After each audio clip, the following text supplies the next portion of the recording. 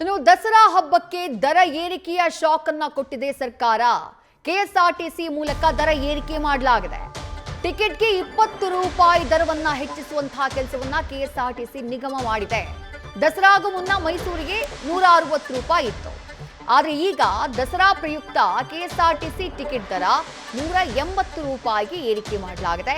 20 ರೂಪಾಯಿ ಹೆಚ್ಚುವರಿ ಚಾರ್ಜ್ ಅನ್ನ ಹಾಕಲಾಗಿದೆ.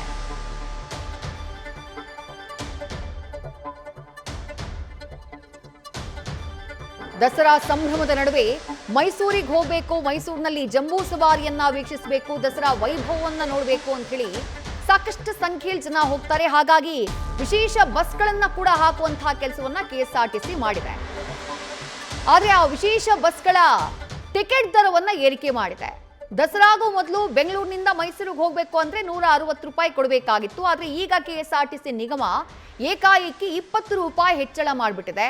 ಹಾಗಾಗಿ 160 ಇದ್ದಂತಹ ಟಿಕೆಟ್ ದರ ಈಗ 180 ರೂಪಾಯಿಗೆ ಏರಿಕೆಯಾಗಿದೆ.